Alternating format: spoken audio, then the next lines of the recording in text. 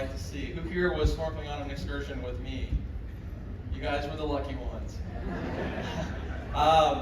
So obviously today we're talking about some of the most venomous creatures that live in the world's oceans. But briefly before that, I just want to show a few videos of some animals that I had seen during some of those snorkel excursions that I was on. For those of you who didn't go snorkeling or who did go snorkeling and you want to see a few of the things that I had seen during this trip. So first things first, we have a trumpet fish. This is a rather large one. He was pushing about 3 feet long. So as you can see, I was following him around for a little bit. And so here's another one. I actually snuck up on this one while he was trying to sneak up on something else. So I kind of blew his cover there. What else we got? We got a green turtle. So this is actually a pretty small one. He was only about 2 feet wide, but this was in Martinique. This was the first green turtle I saw. The second one is a lot larger. This one was probably around 4 feet in width. So I got several videos of this guy, and I believe there was either 2 or 3 more turtles in that area that I hadn't seen, but people had told me that they came right up to them. So the reason why they call them green turtles is because if you cut them open, you look at their fat, it's actually dyed green because of all the seagrass that they eat. So that's mainly what their diet consists of, is seagrass and plant material. So those are the green turtles. They're the second largest sea turtle. The first largest is the leatherback. The leatherback sea turtle can actually weigh up to a ton. So rather large sea turtle right there.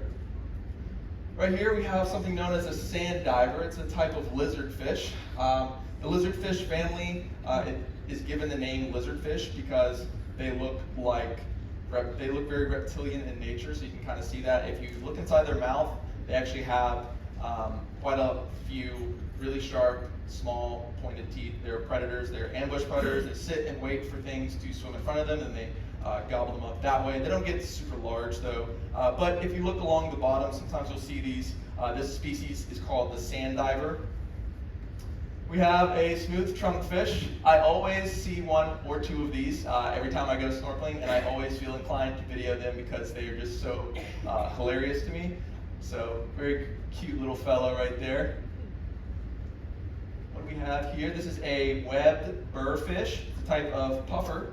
So this is a webbed burrfish. You can see it's called the webbed burrfish because of the web-like pattern on its body. He tried to swim away from me pretty quickly. This is a really large needlefish. This was about 4 feet long. In Barbados, where I went snorkeling at this place called Folkestone Marine Park. Over there was schools of needlefish that each were about 3 to 4 feet long. Some of the largest needlefish I had ever seen. I know it's a little hard to see right here because they kept their distance from me. They didn't let me get too close, but really large needlefish that I had seen over there. This is a really large school of blue tang. There's also some ocean surgeonfish mixed in with them, kind of hanging out and gliding along the reef right there. That was also in Barbados. So lots and lots of surgeonfish and blue tang swimming around right through there. This is a orange-spotted filefish. So this guy actually ended up going into a little hole. What they do is they like to, when they are being chased, they'll put that file up that you see, that little horn-like structure. They'll put that up to try and scare away predators and also to try and help them lock themselves in place when they're looking for a hiding spot on the reef. This is about a 2 foot long porcupine fish. So it's a rather large species of puffer. You can find he was hiding under a ledge right there. So if you ever go snorkeling again, try looking under these ledges or under rocks. You'll see all kinds of things just hanging out under there. And if I never dove down to look under this specific ledge, I would have never seen this porcupine fish. So pretty cool thing that you can do when you're snorkeling. This is a spotted eagle ray that those of us that were in St. Kitts on that snorkel excursion, we saw this eagle ray. The first few people that got in got to see it. Some of the people that got in a little later didn't get to see it because as soon as people started getting in the water, he started to get away from there. So he didn't hang around for too long, but he was a rather large spotted eagle ray. He was had about a 5-foot width to him, but his tail, you can see his tail is much longer than his body is wide, so pretty cool right there. We have a southern stingray, so this is a small southern ray that was also in St. Kitts. So you can see he was camouflaging himself on the seafloor right there, and he hung out there for quite some time. This is a scorpionfish. So this is a plumed scorpionfish, not a spotted scorpionfish like the one that I talked about in my reef fish presentation. This is a plumed scorpionfish. This is a venomous kind of fish, ironically enough. So this one is venomous. The spines you can kind of see. I know my clicker is really small. It's hard to see the laser pointer there, but the spines are on the dorsal side of the body. You can kind of see them laying down on top of its body right there. That's where the venom is stored. But he was camouflaging himself pretty well. How you can tell the difference between a plumed scorpionfish versus a spotted scorpionfish. Plumed scorpionfish have those kind of lobes up on top of their eyes, where spotted scorpionfish do not. This is a lionfish, ironically enough, another venomous fish that I've seen. This is also an invasive species for those of you who didn't already know that. So they are highly invasive in the Caribbean, and there are lots of efforts to try and reduce their numbers. So I've seen this one. Actually, I stumbled upon him by also looking under a ledge right there. If I never dove down, I would have never seen it. And that concludes some of my footage that I had seen. So now, when we're talking about venomous creatures, I need to reiterate one thing really quickly. Venomous and poisonous are not interchangeable terms. So you've probably heard people talk about, oh, that spider's poisonous, or this snake's poisonous. Snakes and spiders are not poisonous, they're venomous. So venom is injected, poison is ingested. So if something is venomous, it has to bite or sting you or deliver that venom to your body directly. If it is poisonous, it means if you eat it or maybe you come in contact with it, then you will then be affected. So venom is injected, poison is ingested. Another thing, most things in nature, if they're brightly colored, it usually means they're either venomous or poisonous. So that usually is a good indicator. Obviously, there's some exceptions to that rule. Sometimes those animals are really camouflaged, and that's how some of those animals are still able to make do. There's also a kind of animal that is referred to as a mimic. So there are some mimics that will have bright colors, but they're actually completely harmless. But they do this in order to show to predators that they could be venomous even though they're not. So it's a good way to defend themselves just by using similar coloration. So there's lots of insects that do this. Lots of flies actually have the same kind of coloration as like a bee, and that helps protect them from predators that don't want to get stung. So on this presentation, all of these animals are venomous. We're going to start at the least venomous and work our way up to the most venomous. But there's about 10 of these animals on this presentation.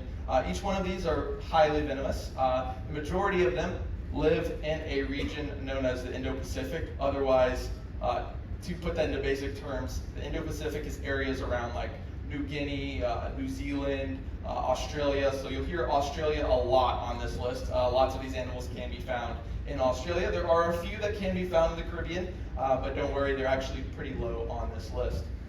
So the first one we are talking about is the crown of thorns sea stars. So this is one of the largest species of sea stars out there. So it can get to about 2 feet long or 2 feet wide.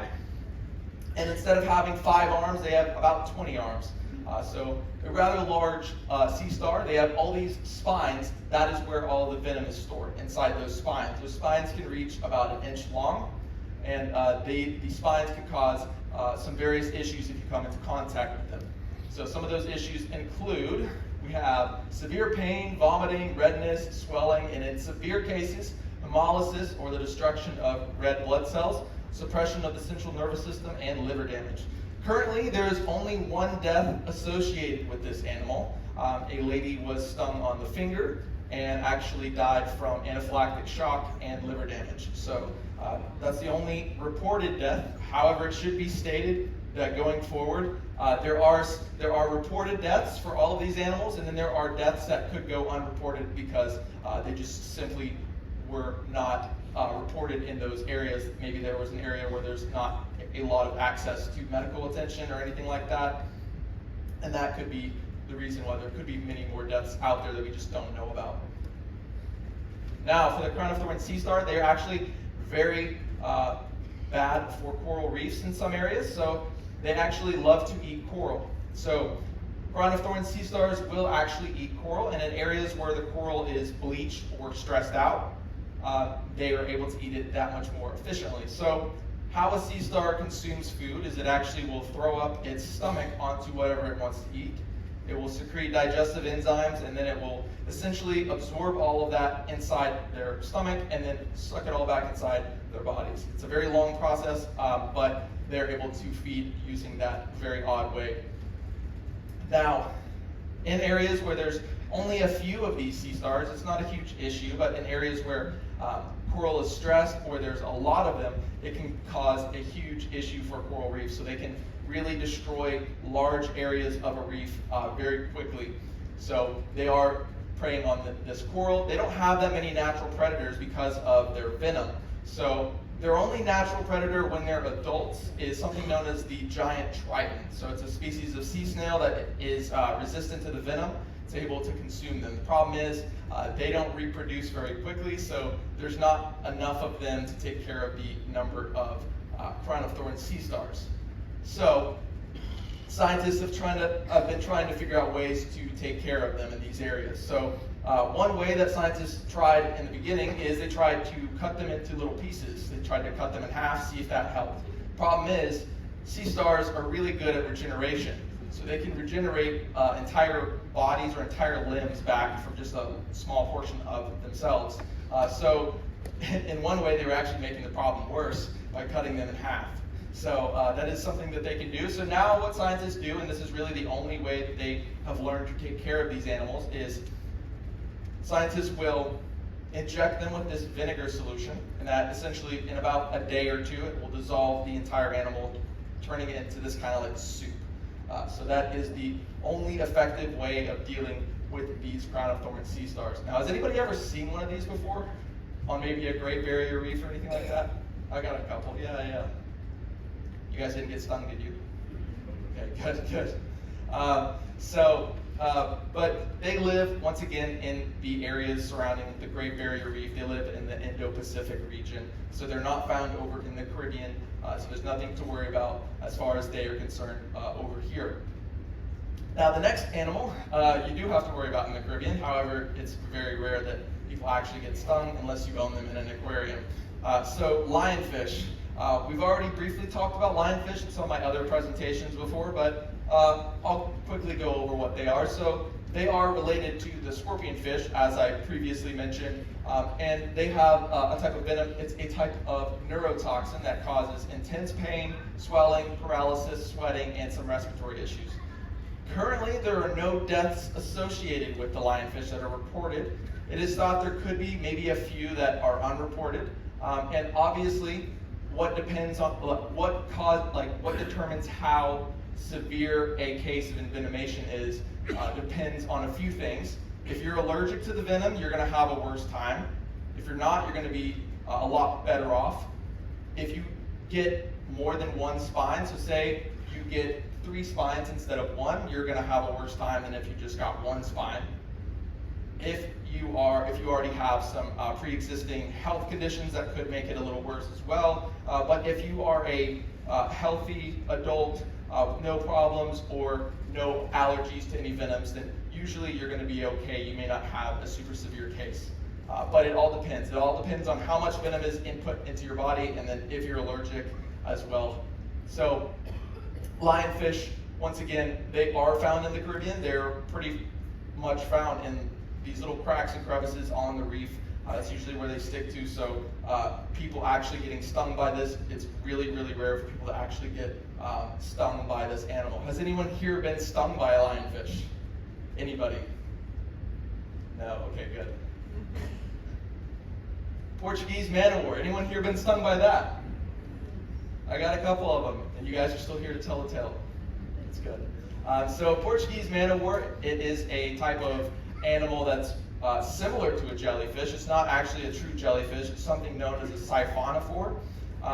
Where the sting comes from is obviously those long, purpley colored tentacles right there. Now, in the open ocean, those tentacles can reach 165 feet long. So, don't go swimming in the open ocean where these guys live. So, most of the time around the coastline, though, usually their tentacles are only a few feet long, maybe even just a few inches. There are animals or certain fish and certain invertebrates that like to eat the tentacles of them, so that's why they may not be as long. But I mentioned that they're not a true jellyfish. They're actually something known as a siphonophore, so they're actually a colonial organism. They're a colony of animals that are working together. Each individual is known as a zooid. So there are 4 zooids that work together to make this whole system work. So the first one is going to be that this top of the animal right here, the float. This is also called the pneumatophore. That's what keeps them on the surface of the water.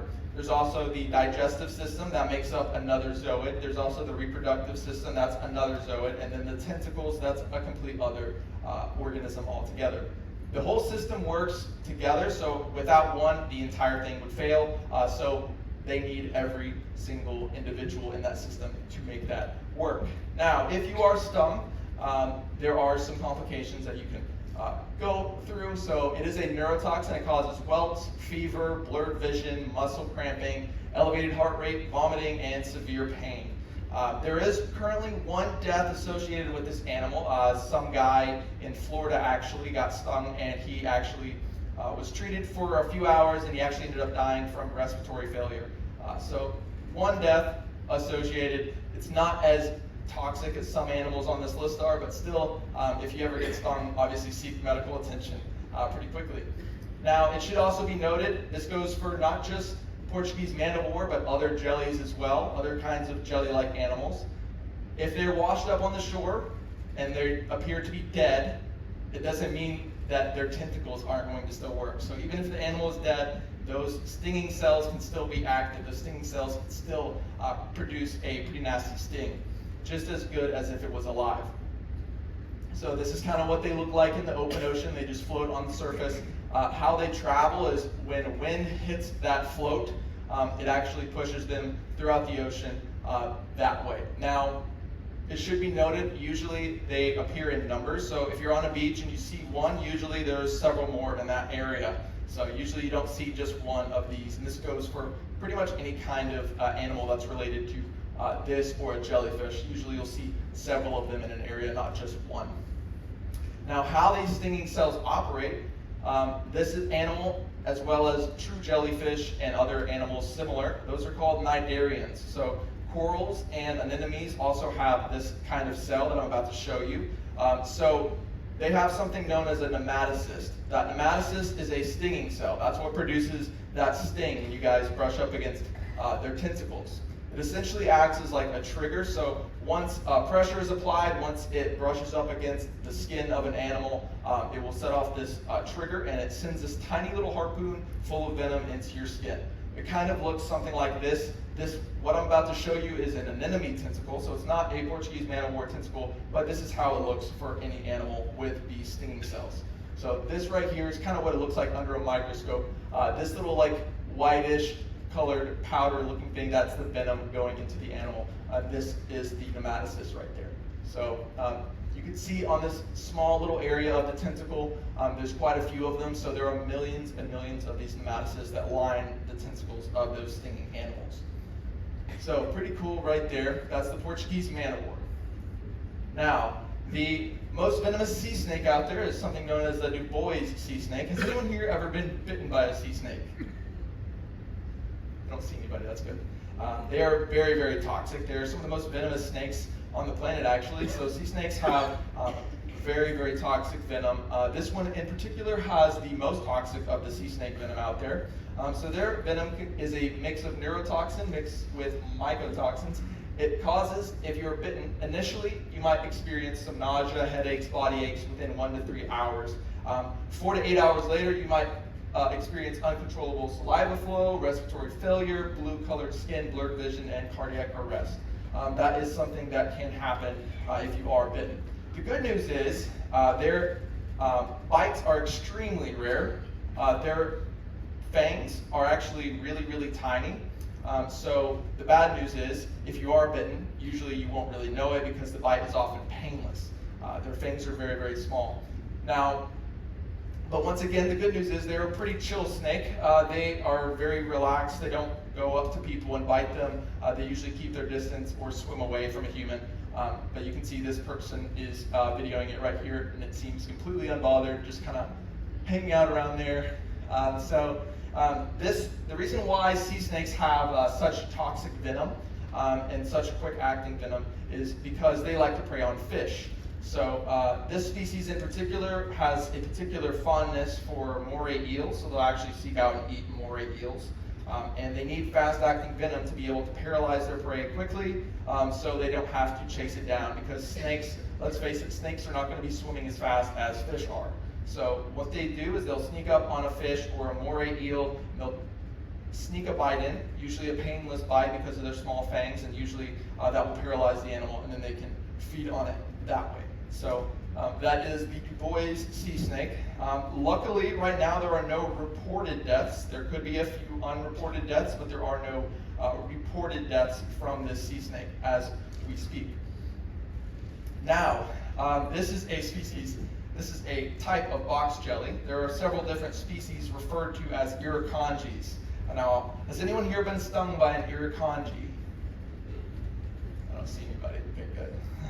So irukandjis the name irukandji refers to a group of box jellies. Box jellies are a type of cnidarian, similar to true jellies, but a lot more advanced. So they're a little more advanced. They're able to swim faster. They also have eyes.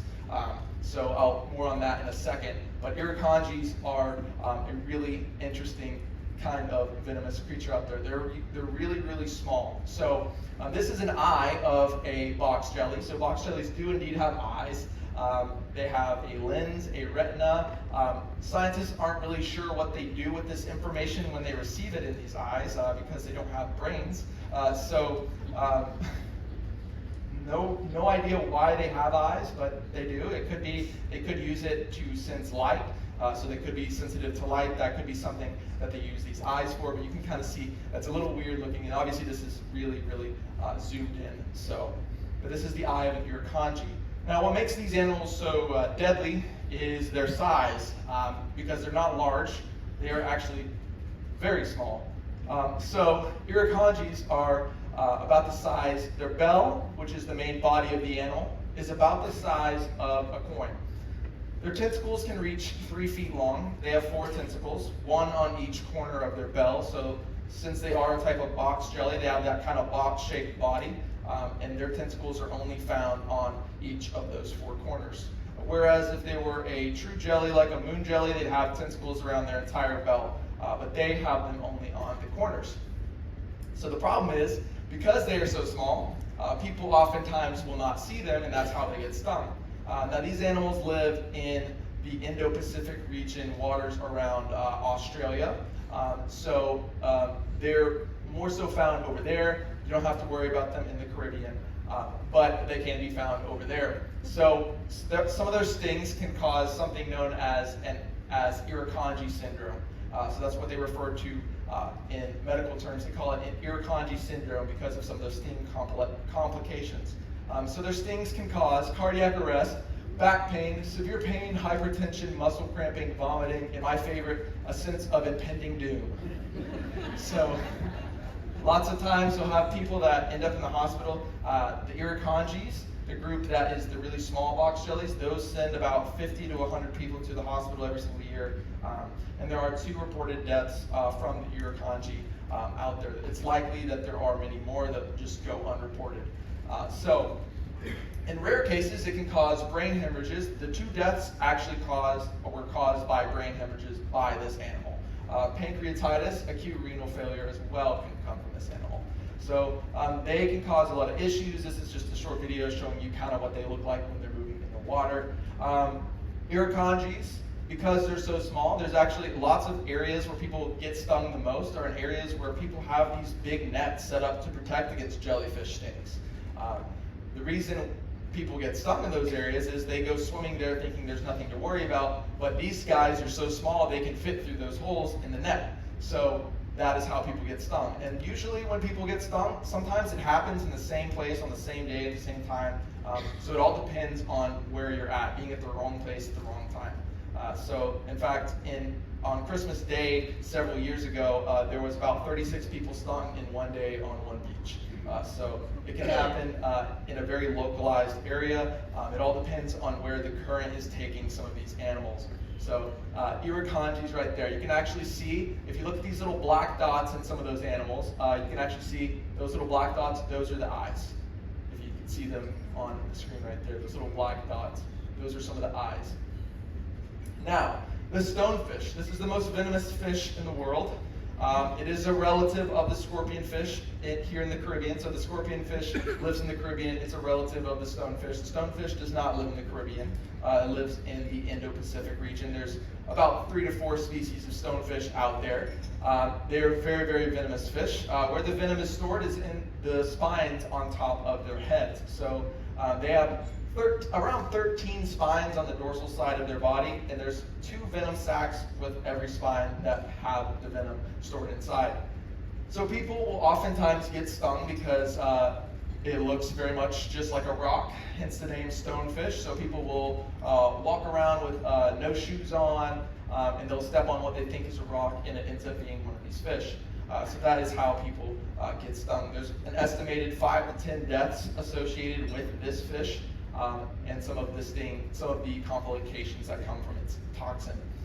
So has anyone here been stung by a stonefish? Anyone here seen a stonefish? Nice. In the wild? That's awesome. Yeah.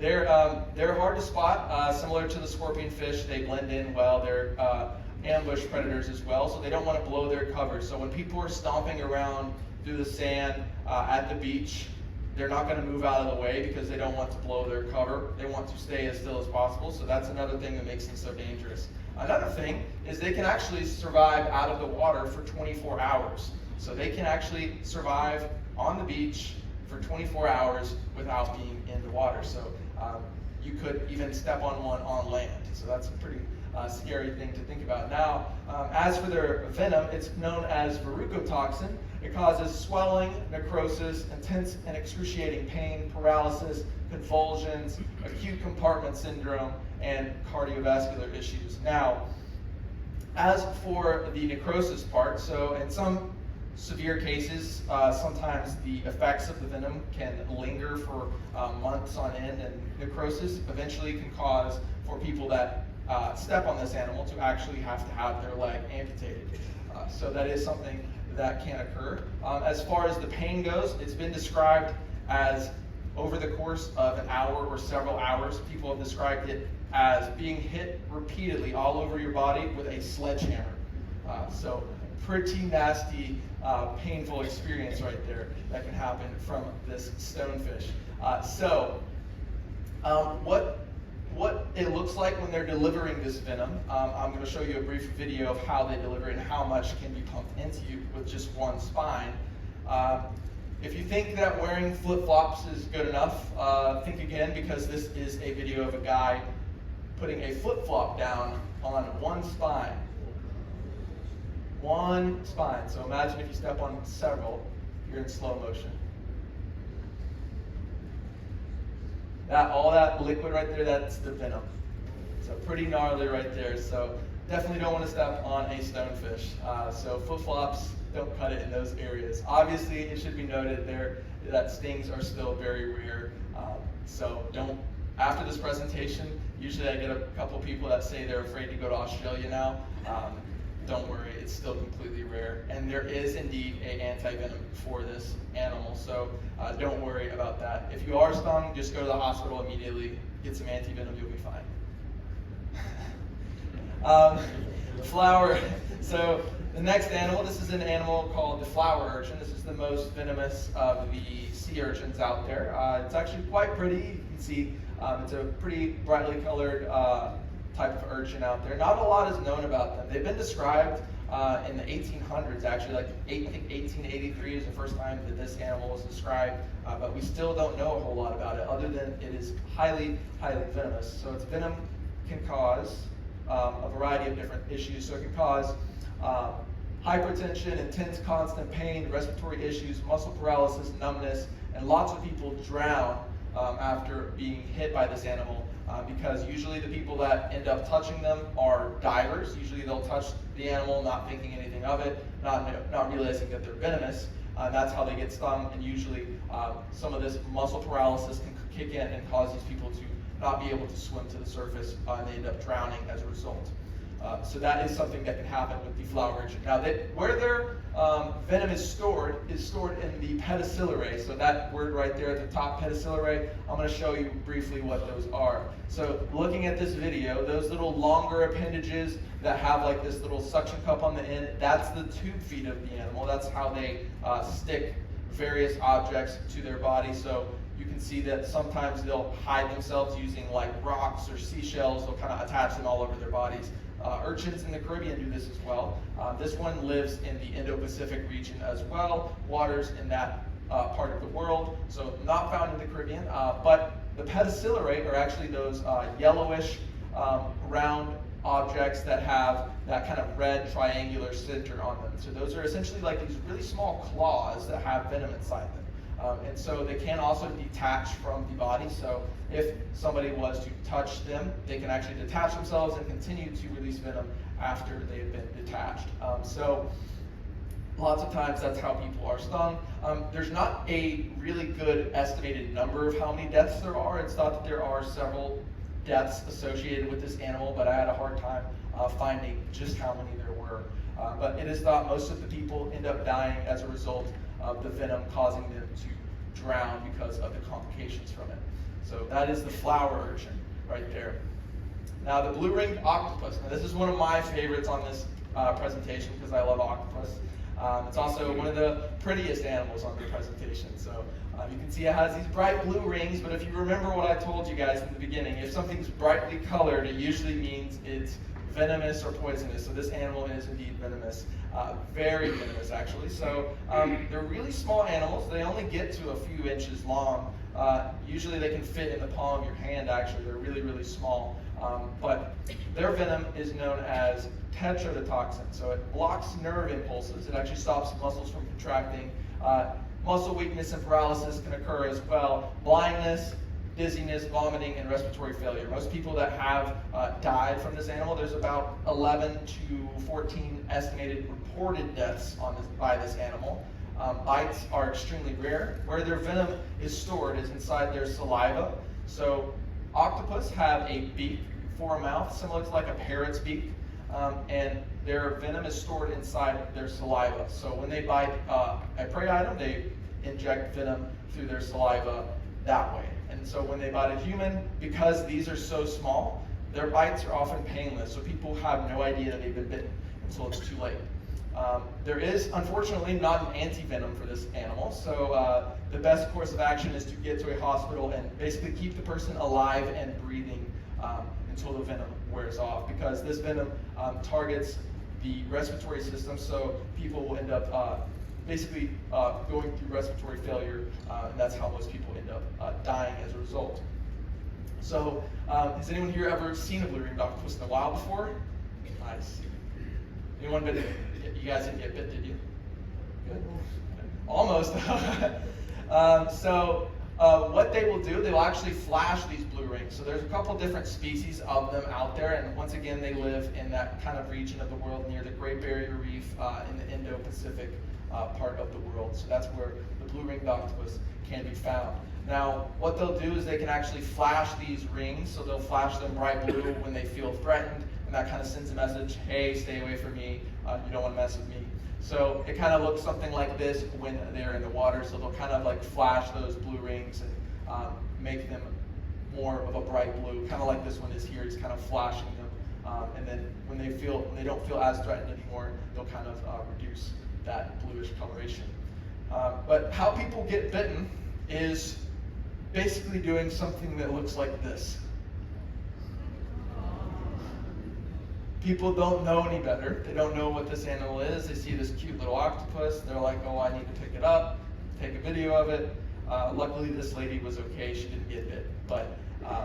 it still could happen, but people just don't know any better in some of these regions.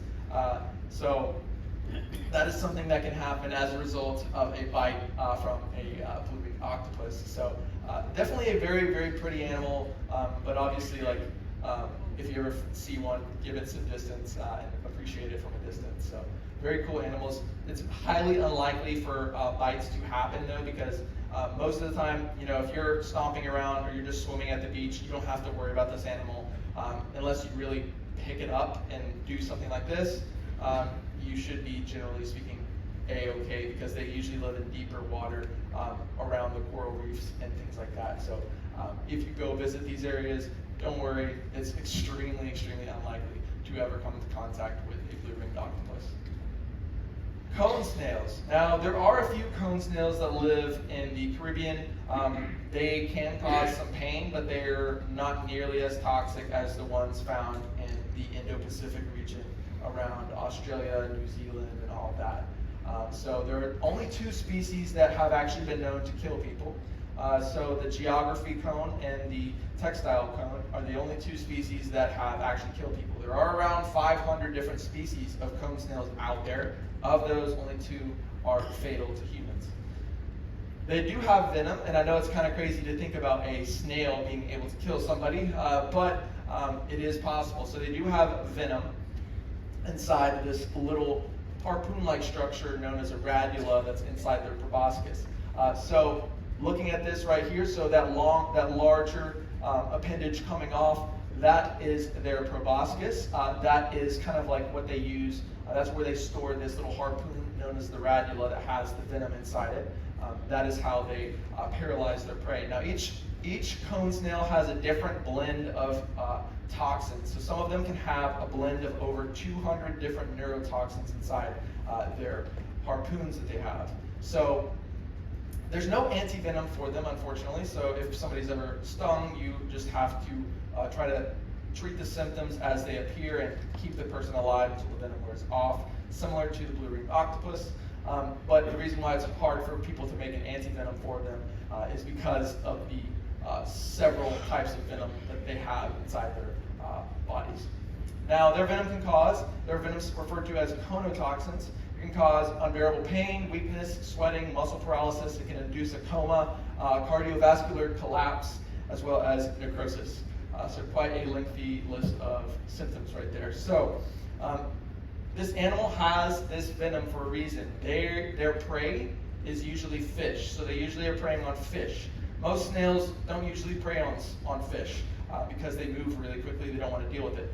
These snails are adapted to preying on fish. What they do is they'll actually sneak up on a fish and they will sneak up over to it and they will strike it with that little harpoon, inject some venom. The venom acts very quickly on fish, paralyzes them, and then they're able to eat them without having to chase them down. Because obviously a snail and a fish, the fish is obviously going to swim away every single time.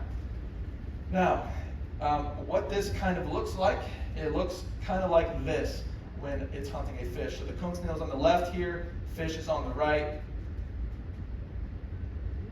So you can see you got the fish, the quality is not quite there. It's opening its mouth right there so they can engulf that fish right there. So you can see how quickly that happens. So they're able to do that quite quickly. So cone snails as well, even though there is not an antivenom, scientists and researchers are actually looking at the medical applications of some of the compounds found in their venom. So they've actually been able to create a painkiller using the venom of some of the species. They've actually been able to make a painkiller that is 1,000 times more potent than morphine, and it doesn't have the side effects, and people don't get addicted to it, and people don't build a tolerance to it. So they're currently testing that out. There's also some research being gone into cures for Alzheimer's and other medical issues as well. So there are some medical applications that people are working on using the compounds found in the cone snail's venom. Now, as for how many people have been killed by this animal, there's about 37 reported deaths, more or less, give or take, that are reported from these animals. Has anyone here been hit by a cone snail, even if it's just a regular cone snail? Anybody? I don't see anybody. Well, how people get stung is through picking up these shells. So the shells are very pretty usually. People don't know any better. They pick them up, similar to how people get bit by the blue-ringed octopus. They'll pick up these cone snails, not thinking that they're venomous, and that is how people get stung. So that is where most of the issues come from. That's how people get stung from these animals. Now, the most venomous sea creature out there is the sea wasp, also known as the Australian box jellyfish. Now, this is a specific species. The scientific name for this one is Chironex fleckeri. So this is a specific species of box jelly. There's about 60 or 70 species of box jellies out there. This is the most toxic. Now, these are different from the irukandjis. So the irukandjis are a type of box jelly, but those are very, very small. These are large. These can have a bell size that's about the size of a basketball. They can actually weigh up to 4 pounds. So a pretty large jelly. And instead of having only 4 tentacles, these have 60 tentacles. So they have about 15 tentacles at each corner. Each of those tentacles can reach up to 10 feet long. All you need is 6 feet of one tentacle to kill you. So if you get tangled up, that can cause a lot of issues very rapidly for you.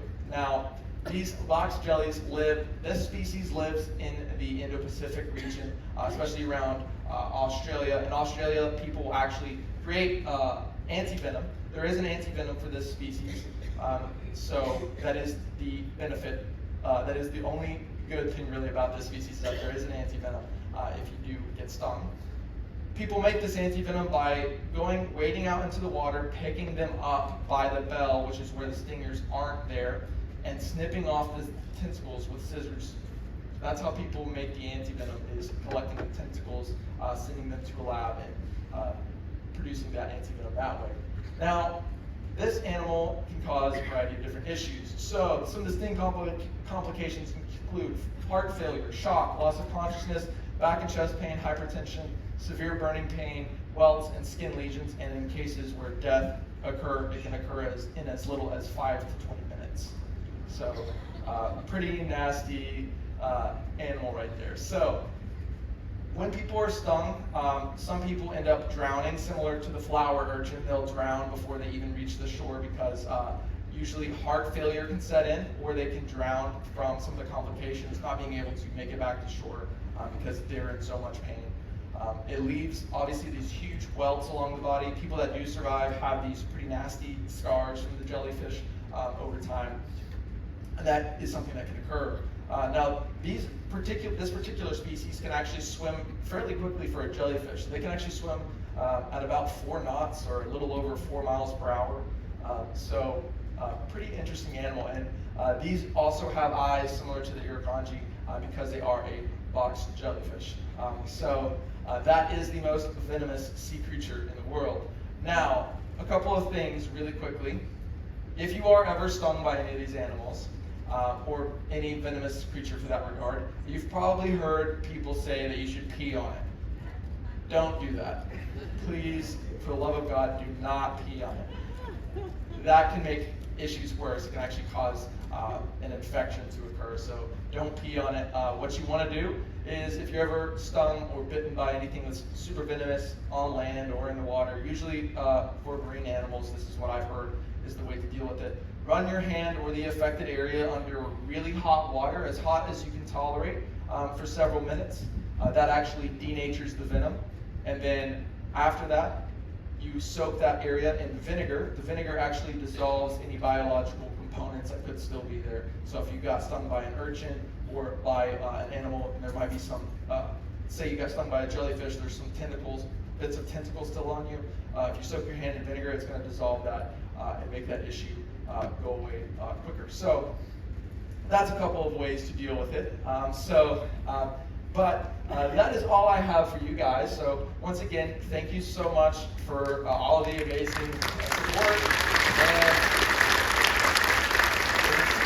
if you see me around the ship, feel free to ask me any questions. I'll hang out over by those doors again like I did yesterday. If you have any questions, feel free to come and find me. If you'd like to follow me on Instagram, my Instagram is right down here. It's all things marine life, all in one. That is my Instagram name, and I post things like I repost popular ocean videos, I post fact videos of me talking about certain animals, and I also post some of my own footage that I gathered through sometimes going snorkeling on trips like this.